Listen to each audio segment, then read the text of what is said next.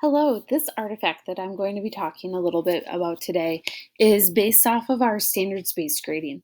One of the things that we did as a full CTE or Career and Technical Education department this year was we went through and chose two department standards that every single one of our classes we're going to focus on. And with doing so, these assessments are going to really focus on Part G, where it talks about the program of study that provides objective instruction and student attainment of employability, knowledge, and skills. As a CTE department, we know how important that employability skills are and how we have to focus on helping our students really gauge to that next level. So by doing so, we chose based off of the Wisconsin standards for CTE, we chose two standards that really we wanted to focus on for the year. So the first standard that we have, our students will communicate and collaborate with others to accomplish tasks and develop solutions to problems and opportunities.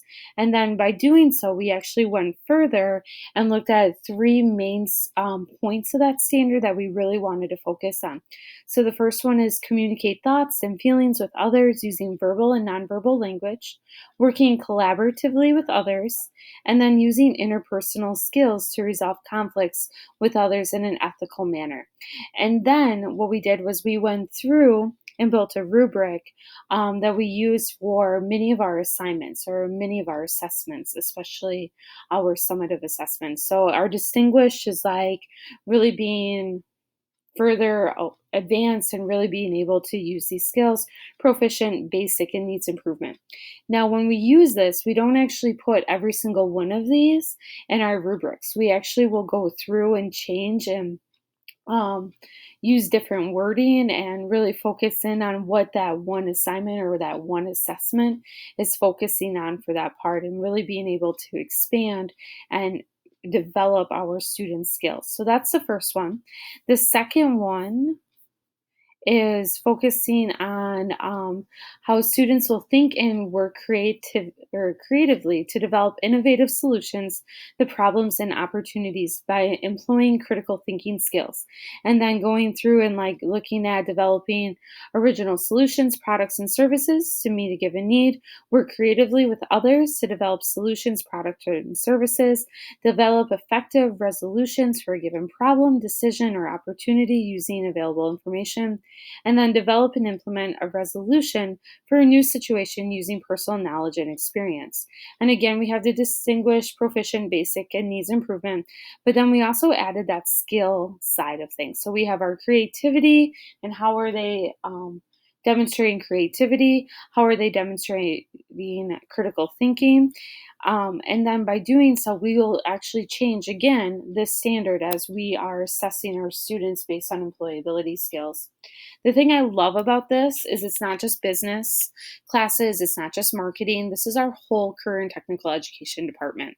So whether they're in Spartan manufacturing or woods or marketing one or food choices, every single student will become familiar with these standards.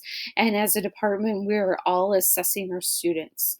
The other part as a department, especially one that a lot of times we have one teacher that really doesn't teach any of the same classes as anybody else. We now have some more common assessments. So before, we didn't have a lot of common assessments because our courses are so different. But at the same time, those employability skills are so important to have and really focus on that it's really nice to be able to talk to, let's say, our autos teacher and to ask him, now, how are your students doing this? What are you assessing? And as a marketing teacher, I can talk about the creativity and like what I'm seeing in my classes. And even though what they're demonstrating is different, what we're looking for in that growth mindset is the same.